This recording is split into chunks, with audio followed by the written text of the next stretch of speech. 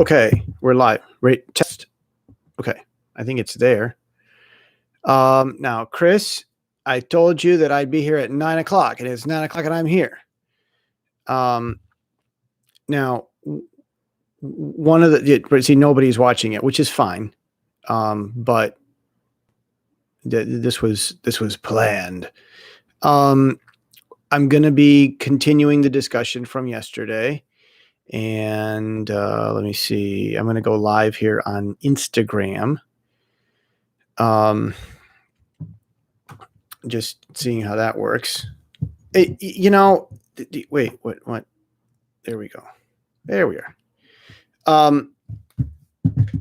Yeah. Is that Chris? Does someone want to say something? Okay. So yesterday, Chris he just really wanted to talk. It's just his favorite thing in the world. And talking has become less and less my favorite thing. The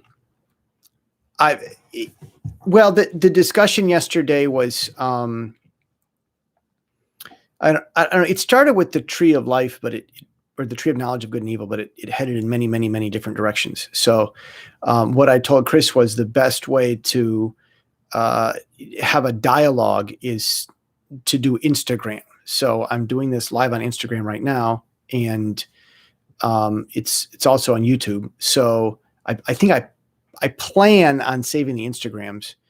We'll see how interesting they are. But in the future, if someone wants to you want to do a Q&A with me, if you want to do a dialogue, message me, connect with me, add me on Instagram, and we'll go live and have a discussion. And it seems a lot that some of I'll tell you one thing that comes up is the Book of Enoch. What is the Book of Enoch, and how much can we believe about it? The interesting, what we know about the Book of Enoch is that it's not a false writing. It's not pseudoepigrapha. It's not fiction that was put in the Bible. It's considered legitimate and reliable that was put in the Bible. The Catholic Bible has several books that Catholics themselves believe to be fiction. It's called pseudoepigrapha, but they believe that it's inspired fiction. So being non-Catholic, there are many non-Catholics. Being non-Catholic, I have a Bible with 66 books, and I don't put inspired fiction in my Bible. I just stick with stuff that's reliable and authoritative. So as far as truth goes, so Enoch does not claim to be inspired fiction. The Book of Enoch, there's 4 Enoch books. 2, 3, and 4 Enoch are considered inspired fiction by Catholics. But 1 Enoch is not considered inspired fiction. It's considered historical. So if you look at that, we're talking before the flood. So if we're looking at the Book of Enoch,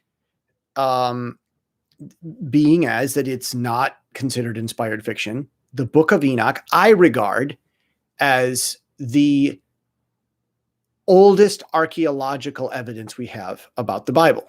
That's how I look at the Book of Enoch. So is that useful? Will I go around quoting it as if it's Bible? No, I won't.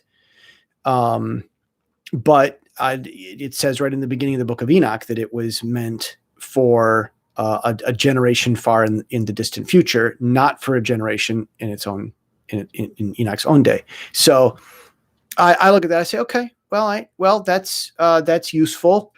You look at the Book of Enoch, it puts everything in context. So what's happening in the rest of the Bible? What was Noah dealing with? And then we here at the end, after the Book of Enoch was rediscovered, what are we dealing with? Okay. All right. So I look at all that and I say, okay, the Book of Enoch is pretty reliable, pretty useful. It's not in the Bible, but it's very useful. So I read it, and there we have it, the Book of Enoch. I'm hold on. But welcome to the live chat. Remember to guard your community. Okay, whatever. Okay, here we are, Chris. Taking questions. You wanted to have a conversation. We may do some more of these lives in the future.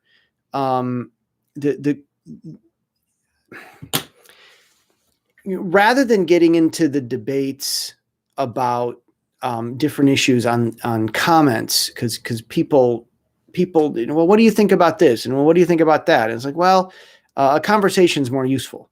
So rather than getting into it and trying to answer all sorts of curiosities on the chat, I think that these live sessions are probably going to be a little bit more useful.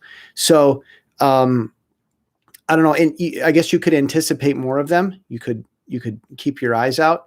I may change the time when they're here. Feel free to comment on what times are interesting and more useful for you. I guess Chris wanted to talk about the tree of knowledge, but Chris isn't here.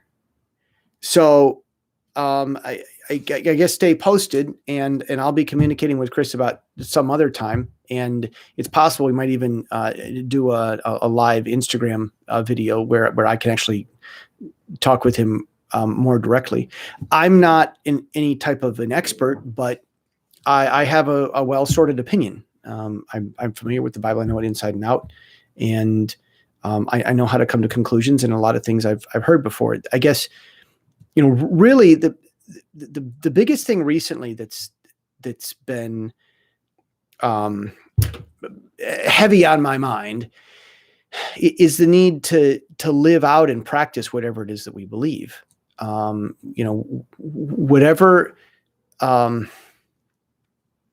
Whatever you do says a lot about what you think and about who you are. And one of the best teaching tools is action. If you want to teach others things, it's action. So I don't look at these ideas as merely being things to argue about. I'm always asking how I can be a better person, how I can work better, how I can be more effective, how I can love myself and other people more.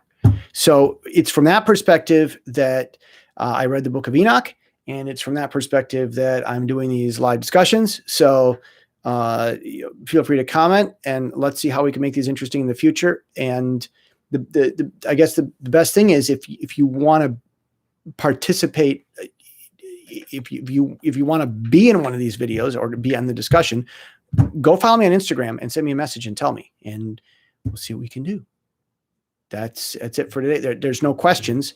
There's nothing really to answer. So, okay. Hi, Emo. All right. Love you. Bye.